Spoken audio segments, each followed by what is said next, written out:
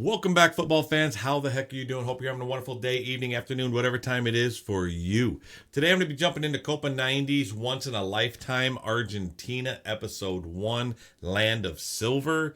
Now, this one's 35 minutes long, so make sure you get your soda, get your coffee, get your popcorn, sit down, and we'll watch this together. If you like what I'm doing, hit that like button. If you want to follow me on my journey learning everything about football, hit that subscribe button. Appreciate it. This one is coming from a request from you guys in the comments below. So if you guys see something you want me to react to, please let me know in the comments. I read as many as I can and respond to as many as I can as well. All right, guys, let's jump into this one and see what we have here today. This is now the craziest video I've ever made. And it's been 12 hours. Are you filming that?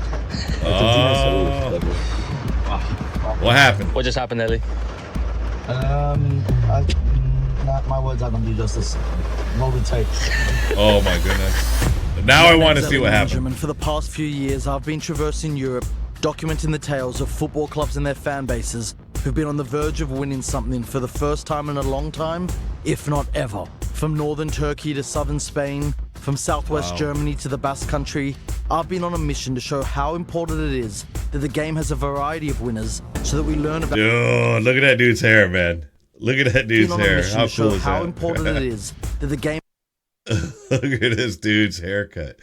Is there something behind this? Like, is there a player that has a haircut like this or something? Or is that just his own style? Dude, also, how cool would it be to be able to travel and do this and see all these places and meet all these people? That would be freaking amazing. What a life, huh? The game has a variety of winners so that we learn about new places, new people, new cultures, and most importantly, new stories. Then came the 2022 FIFA World Cup, where I knew the exact once-in-a-lifetime story I had to tell. So as the world's media descended on Qatar to be at... Wait a minute. Those are people, right? This is... Wait, is that people down there? What the... Exact once-in-a-lifetime story I had to tell. So that is people. The world's media descended on Qatar to be at the tournament. Kopanani and I decided to fly 8,000 miles in the opposite direction to tell the ultimate story of a football fan base on the brink of ending the 36-year wait for the biggest prize in sport. But what we found was a story that transcended football, a story that reached into the very soul of a nation that laid itself bare over 2 fateful weeks. A story that etched a struggle for identity in a search for glory that began over 2 centuries ago. A story about Lionel Messi, Argentina, and 45 million people yearning to reclaim their place in history. This is the all-angle, on the ground, as it happened, ultimate account of perhaps the greatest football story of our time.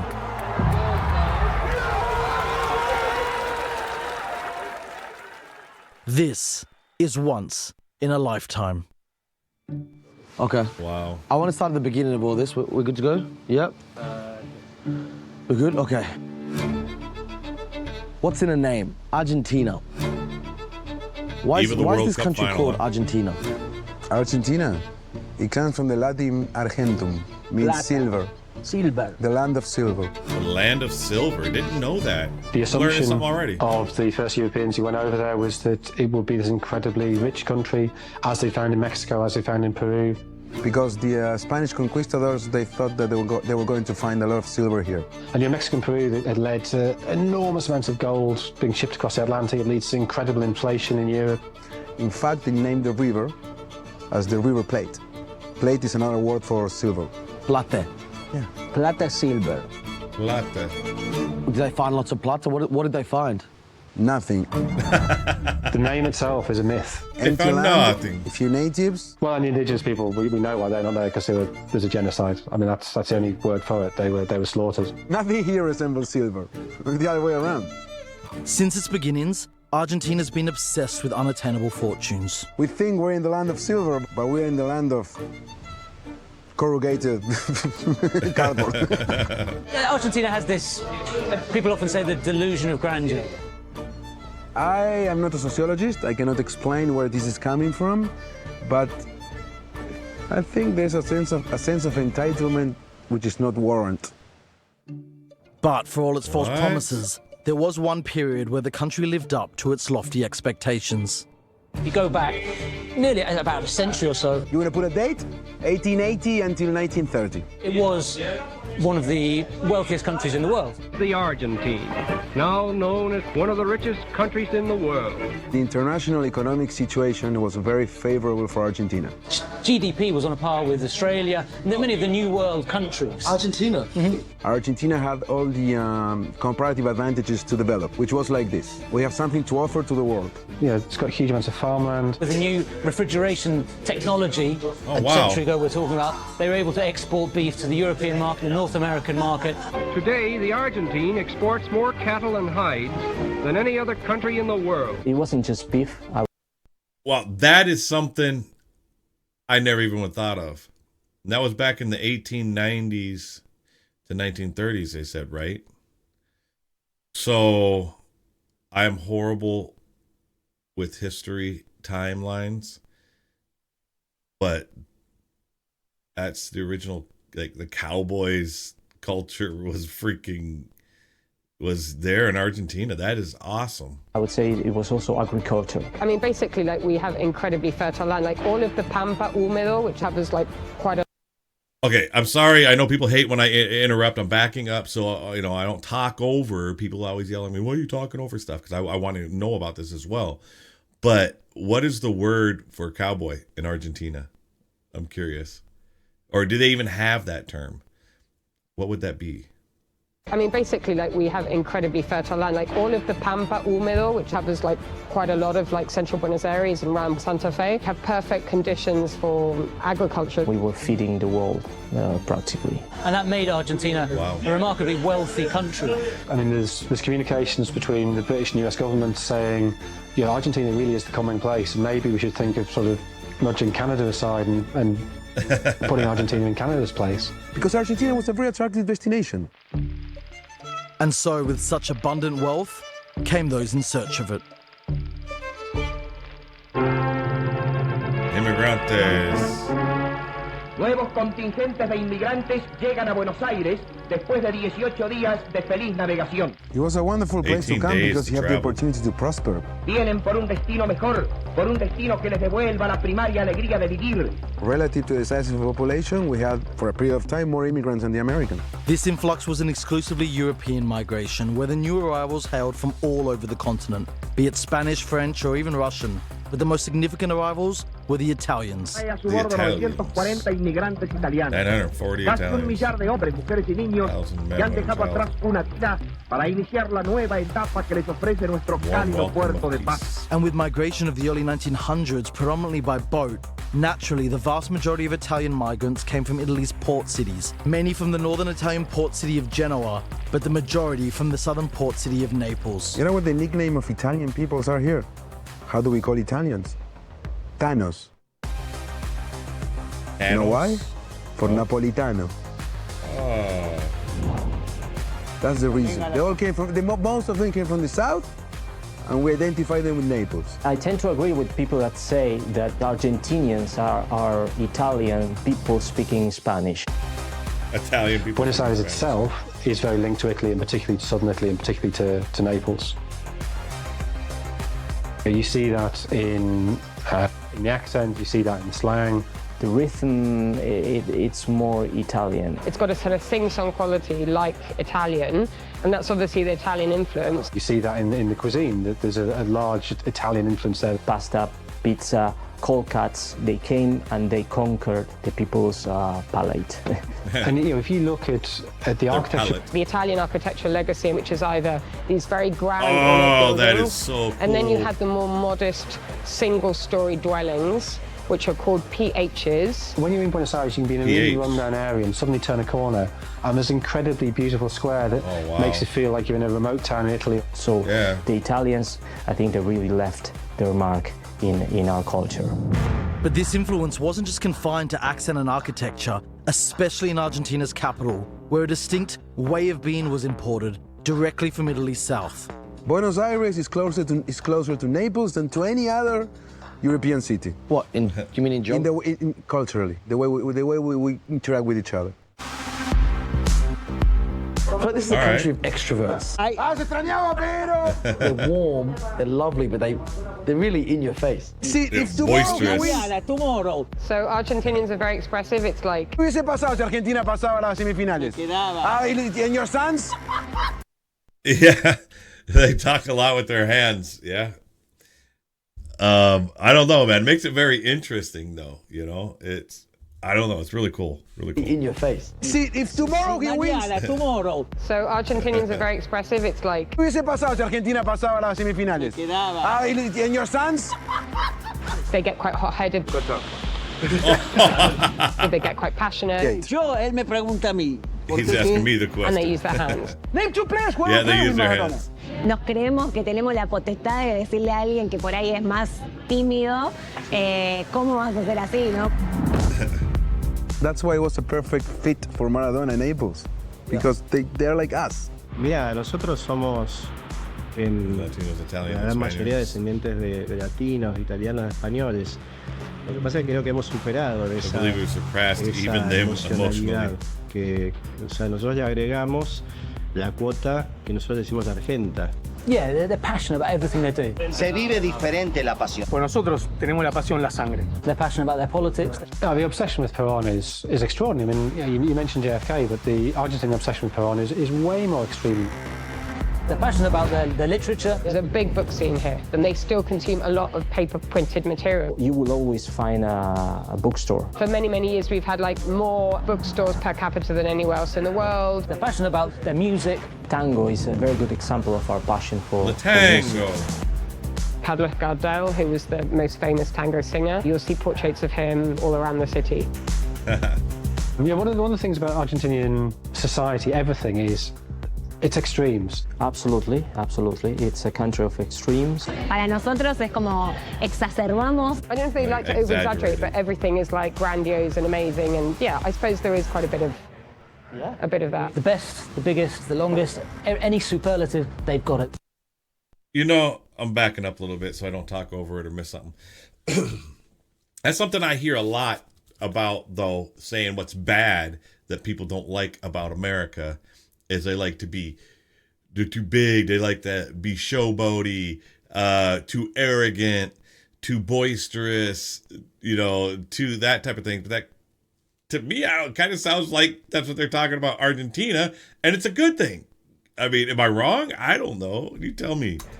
Yeah, a bit of that. The best, the biggest, the longest, any superlative, they've got it. Yes, sometimes we feel a little sense of superiority. The best steak, yes, best steak in the world. I couldn't think of a better steak elsewhere than in Argentina. You know what, though? I mean, you should be proud of where you're at, no matter where you're at. You should think you have the best food, the best, you know, whatever. But I guess without being arrogant, you know what I mean? But you still should be proud of your culture and where you live and all that stuff. I mean, I love it. I love seeing this on here. I would love to go to Argentina. Yes, best steak in the world. I couldn't think of a better steak elsewhere than in Argentina.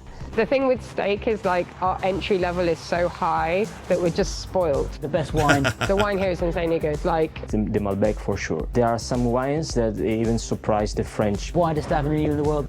Yes, the widest and the longest as well. Many Argentines are proud to say that they feel that we've perfected the gelato. Yeah, it's a very, very passionate place. So how does an Argentinian commit? He jumps from his ego. I think we'll go best ice cream. Better than the Italians. Yes, better than the Italians. To be Italian. No. Yes. Best ice cream is not. Yes, it really is. You see, in Argentina, passion isn't so much a hobby as a way of life. Best summed up in one of the country's most iconic films. ¿Te das cuenta, Benjamín? El tipo puede cambiar de todo. A person de can cara, change anything. de casa, their face, their de house, familia, their family, de novia, their girlfriend, de their religión, religion, their God. de Dios. Pero hay una cosa que no puede cambiar. There's one thing they can't change, Benjamin. No puede cambiar they de can't pasión. change their passion. And whilst everything and anything Argentinians care about is met with heightened levels of passion and adoration, there is one oh my subject God! the country's most... No way. That is. Wait a minute. So that's Maradona. Is that? Wait a minute. Pasión. And whilst everything and anything. Is that Maradona? I think it is. Yeah. I I mean, thing Argentinians care about is met with heightened levels and of then passion and Messi. adoration. Now, I get what they're doing with this, but that Messi one looks a little feminine. There is to me, one man. subject the country's most passionate about. En el mundo es el país donde se vive el fútbol de una forma más pasional y popular. You couldn't have Argentina without football. I think in a way it's just become part of its psyche. It's like elemental being. Nosotros nos definimos y muchas veces analizamos nuestra vida en función del fútbol. Football is Argentina. El fútbol es lo que más se mueve en la Argentina. Depositamos en el fútbol nuestra alegría cotidianamente. El país vive fútbol. Un nene nace al año y ya se le da una pelota. Es el país del fútbol. But then let me ask you, why Argentina? Why do you think Argentina got so hooked? You've got other sports, but football is the be-all and end-all. It's like water here. It's just omnipresent. Vamos a dividir en dos lados. Let's split in Primero, two factions. el deporte. First, sport. Oh, nutmeg. Y segundo, la pasión que Second, there's a passion that the sport representa ese deporte. Porque justamente lo que genera el fútbol en la gente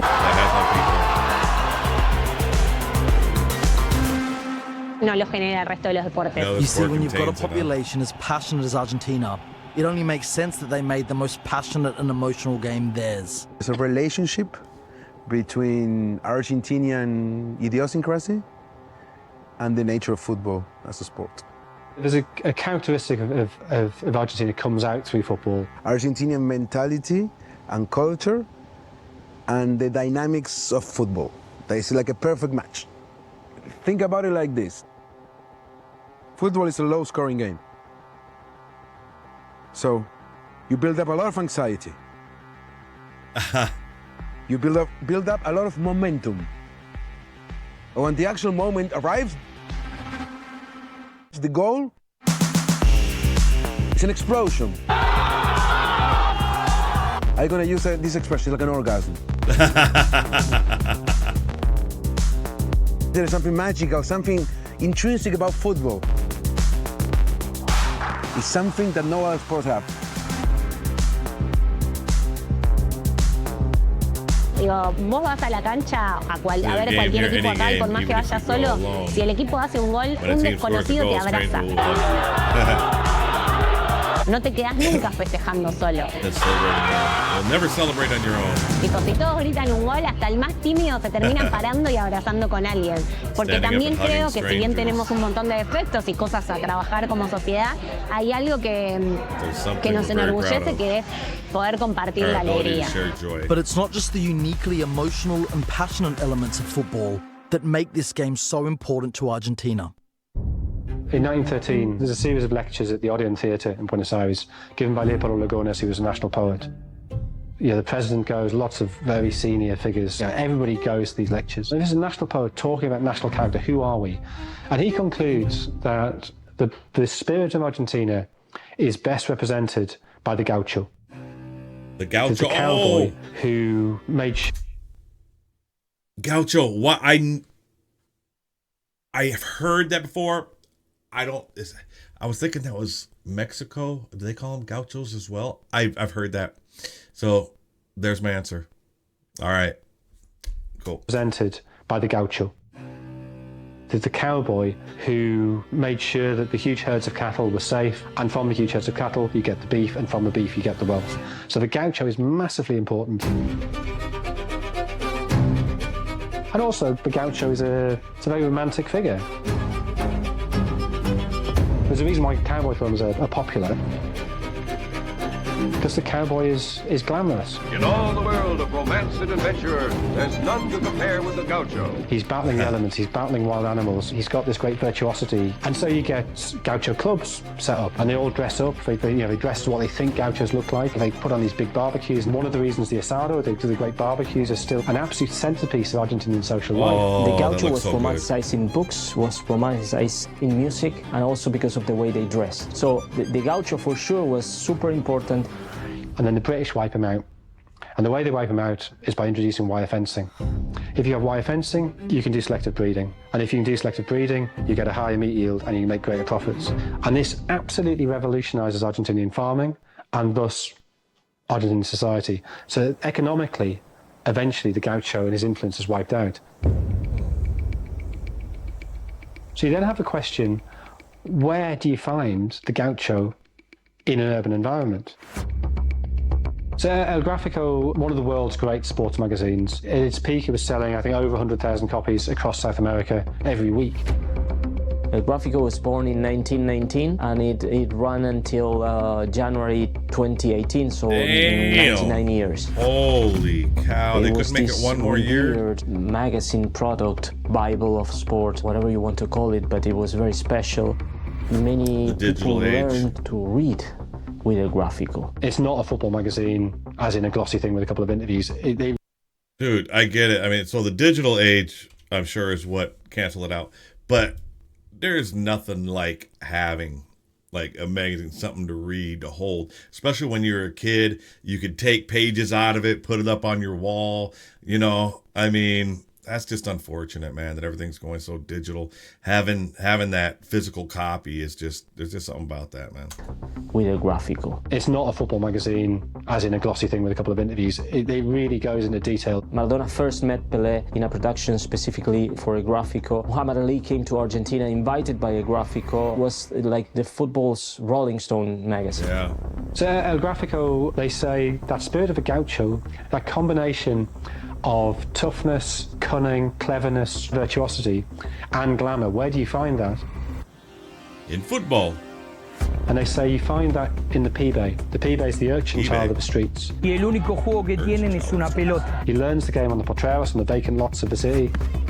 The potrero is more than a football pitch. It's the imagination of a football pitch in an unthinkable terrain. On very uneven surfaces, so you have to have this technical virtuosity to control the ball. That could be full of holes. Yeah, so I get it, and I hope you guys don't hate me for stopping too much because I'm really enjoying this. But I'm just, you know, I'm making comparisons to my own experience as well, trying to relate, you know, to all this stuff. And this would be more like, and ours wouldn't be on this type of level, but for like baseball, you know, you can, as a kid, you'd go out to like vacant lots and different things like that, and you can make like a baseball field, put down a can of something over here for a base. Here's home base, you know. You just put something together, and you could actually play, you know, a game and stuff like that. So, you know, it's really cool. You have to have this technical virtuosity to control the ball. That could be full of holes, stones, glass. They're often very crowded, you know, too many people playing too small a space. It's dirt, it's also tackles, it's also no referee. And the schools, you have a teacher with a whistle to stop things if it gets out of hand. In the potreros, you have to be able to look after yourself. You have to have that cunning, that streetwiseness. This is the place in which many talents couldn't survive. So this is 1928. Boracoto is the editor of El Gráfico. A pibe with a dirty face. A mane of hair rebelling against the comb, with intelligent, roving, trickster and persuasive eyes, and a sparkling gaze that seemed to hint at a picaresque laugh, but does not quite manage to form in his mouth. His trousers are a few roughly sewn patches, his vest with Argentinian stripes, with a very low neck and with very many holes eaten out by the invisible mice of use. Barefoot or with shoes whose holes in the toes suggest they've been made through too much shooting.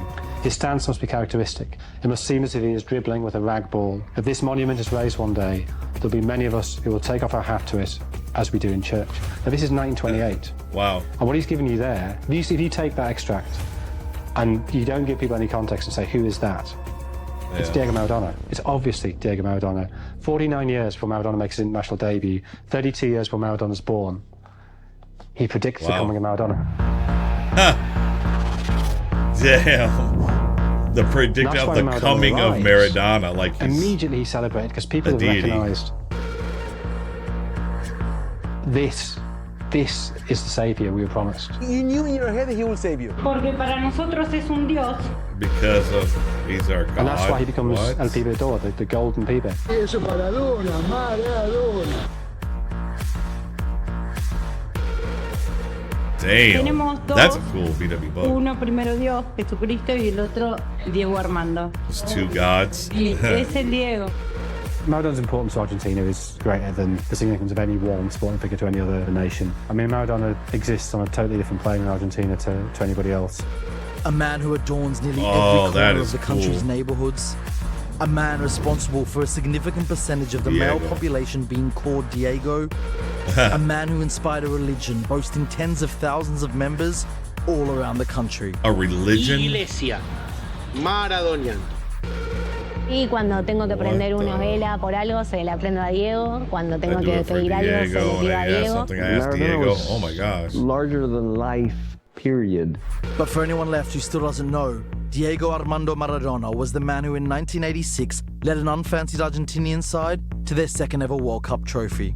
No one saw that he was going to put such an individual performance that a team that just a few days before the World Cup was performing very poorly and no one has any hopes about it, will transform it into a winning team. It's a single moment, it's a single World Cup where like one player has grabbed the tournament by the scruff of the neck and won it. That's only happened once in the history of the game, of the World Cup. That was the magic of Maradona.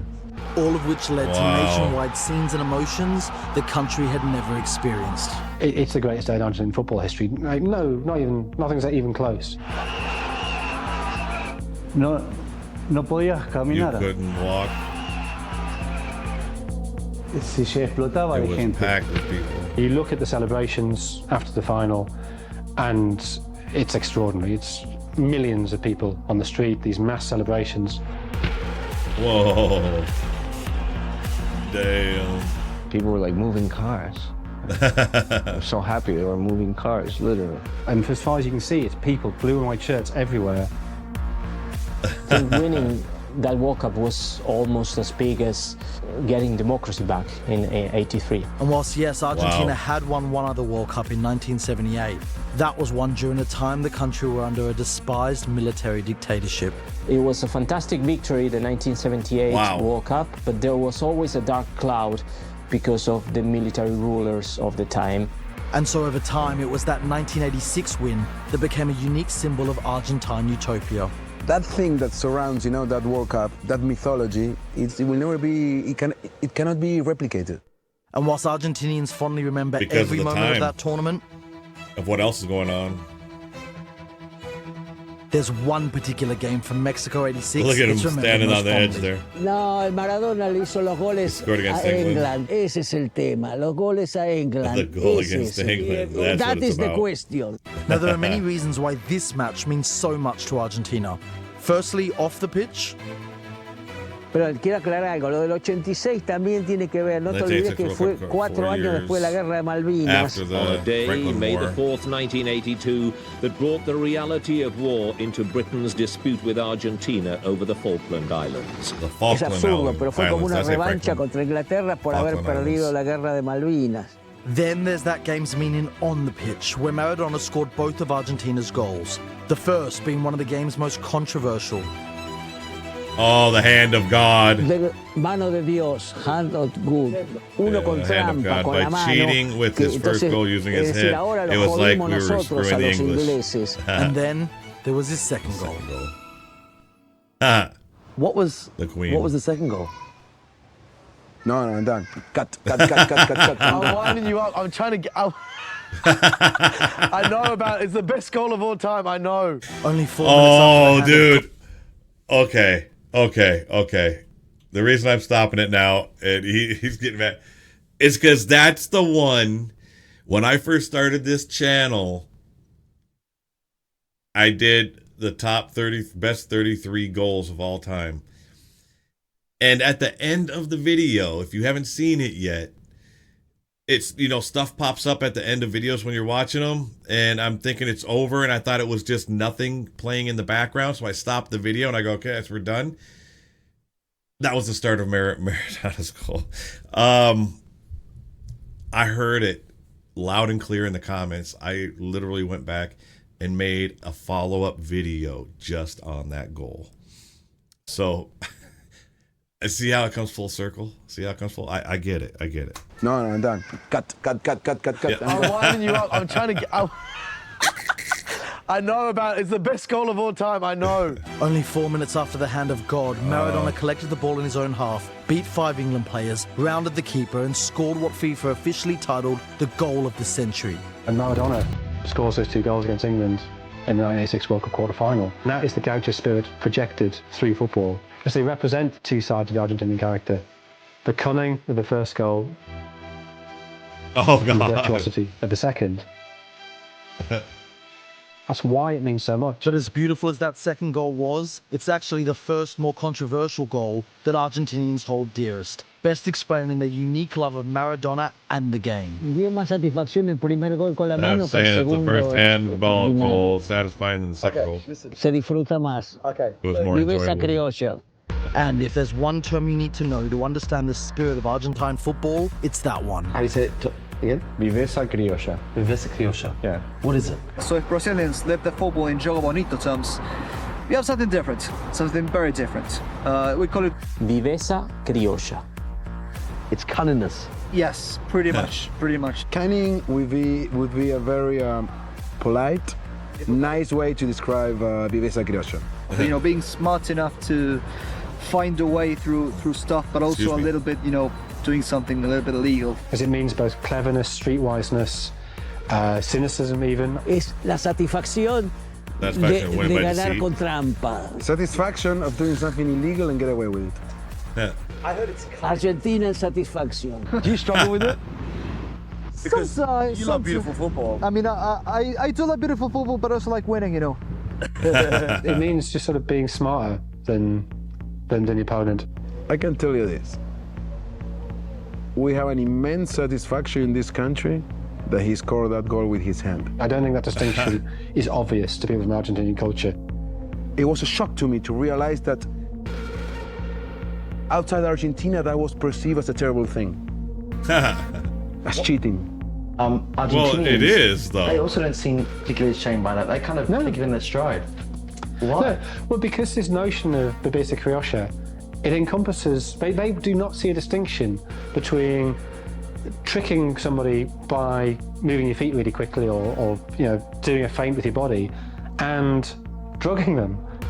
That, of course, is a reference to arguably the one act of Viveza Criolla more infamous than the Hand of God, masterminded in 1990 by the professor of Viveza Criolla, Carlos Bilardo, manager of Argentina's 1986 World Cup winning side. The truth is nobody knows, but it is very strongly rumoured and not denied at all by Bilardo that they spiked Brazil's water bottles, put some kind of sedative in the water. And Branco drank off it. Way. The Brazilian player. Yeah, a left back. And he was woozy throughout the rest of the game. Don't drink out of that one. Bilardo, as a player, famously would take pins on the pitch to stab players he was marking. Oh my Stick goodness. a needle in his sock and take it out in the corner kick and just stab opposing players with it. And that was nothing. That was nothing. Bilardo was a qualified gynecologist, and he had contacts in the world of gynecology, and from them he would find out things about players' girlfriends and wives, and he'd use that to wind them up on the pitch. To Roberto Perfumo, the great Argentinian centre-back, he was sent off for punching Bilardo in the face, supposedly because Bilardo started talking to him about a problem that Perfumo's wife was having. Bilardo, Maradona and the Viveza Criolla spirit took Argentina to another World Cup final 4 years later, before Argentina won 2 Copa Americas in a row. They win the Copa America in 91 and 93, and then suddenly, 94, they stop getting the results. But by this point, Argentina had tasted such success on the international stage that expectations at every tournament were now raised to unrealistic levels. I think the yearning for success from Argentina is, I think it's very hard to overestimate. Con muchas expectativas, con todo siempre pensando que va a llegar a la final y va a ganar. The 1986 World Cup immediately became the bar that everything was to be compared with that moment. I mean, we always have to win the World Cup. That's how I grew up. Why? Because the first one I saw, we won it, and I thought it was a normal thing, the normal state of affairs. We have Maradona, we won the World Cup, we have to win it all the time. And whilst from then on they weren't still winning tournaments, with a round of 16 appearance at World Cup 94, a quarter-final appearance in World Cup 98, and 2 quarter-final appearances at the Copa America, it was hardly a disastrous era. But for such a passionate nation who see the game, and particularly this tournament, as part of their identity, well, rationality doesn't play a role in expectations. Quizás para Para Marruecos haber salido cuarto es algo extraordinario. Para Argentina salir segundo, para mucha gente eso es un fracaso. And so despite boasting many of the 90s greatest footballers, each and every one floundered under the weight of the memory of Maradona's achievements. Yeah, that'd be hard to follow. However, right? it's not just football how do you where follow Argentina's weighed down by nostalgia. Argentines do live in the past. And they're pessimist about the future, and they're pessimist about the present, but they're like very proud about the past. There's this real nostalgia for the 1920s, which makes sense because that's when Argentina really mattered. It's a country that's slow to modernise. It's profoundly nostalgic culture. It's always harking back. There's a lot written about and research about what you can tell about a society through its national song. And the tango, of course, is this very passionate dance, but it's also a very nostalgic dance.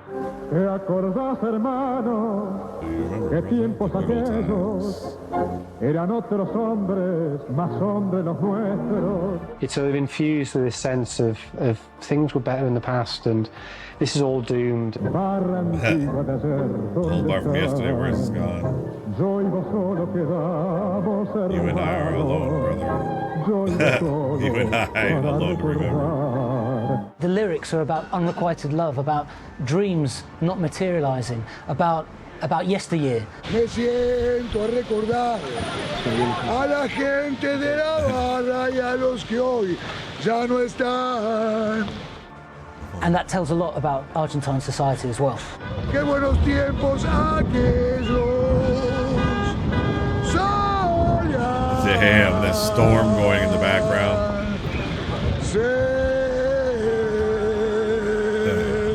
You look at the architecture. The architecture of Buenos Aires, all the good stuff was done in the beginning of the 20th century, or late 19th century. The way the waiters dress. They wear the white shirts, black bow ties, black aprons.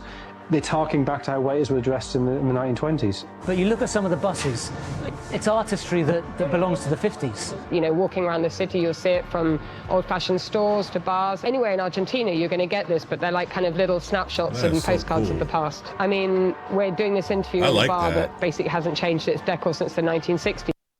Dude, I would 100% would rather go to a place like this than some nice new fancy restaurant. I mean, 100%. I mean, we're doing this interview in a bar that basically hasn't changed its decor since the 1960s. So, you know, you're already in a time warp. Well, you tend to idolize the past, you know? Memory is a tricky thing. Yeah, it is. In a nation or in a country where truly, back in the days, at least materially speaking, things were better, that natural tendency to glorify the past, it becomes magnified. And there's a reason it's so magnified in Argentina, as its power and prestige of the 20th century is anything but in the 21st century. We are very far away from the glory years of the beginning of last century. Now there is beyond 55% of poverty in Argentina. Argentina is now more synonymous with economic crises and crashes than a prosperous new world country. It's gotten to the point where a lot of people are deciding that the only thing they can do is just go away, leave the country. Argentina era un país que recibía a la gente de todas partes del mundo, ahora los está expulsando. The Argentine nation could have been much more than it is, than it's become. There's all the questions about what happened, where did it go wrong? Corruption, political institutions, the culture of the people. There are lots of reasons. Partly the repercussions of the Wall Street crash in 1929. The reasons range from political instability. And of course, post-1930, the history of Argentina has been coup after coup after coup after coup. Sociological reasons. Porque acá se piensa que todo, si haces las cosas legal, sos un boludo. From political projects. The majority of the rest of the wealthy world, at least, signs up to GATT, the General Agreement on Tariffs and Trades, which facilitated international trade. And Argentina remain aloof from that. They don't sign up. Simple answer. Tell me your answer. Okay. What changes this? The model that we have for development, for economic development, we actually have a name for it. El modelo agroexportador. América Latina se reacomoda en el nuevo mercado mundial y Argentina se incorpora como una de las principales productoras de alimentos y materias primas. La reorientación genera un nuevo patrón económico, el modelo agroexportador. It stopped being useful because international situation changed. It became about industrialization. It was no longer about exporting commodities. The relative prices of what we have to offer went down, and our main market disappeared. So all those things combined, that was the problem.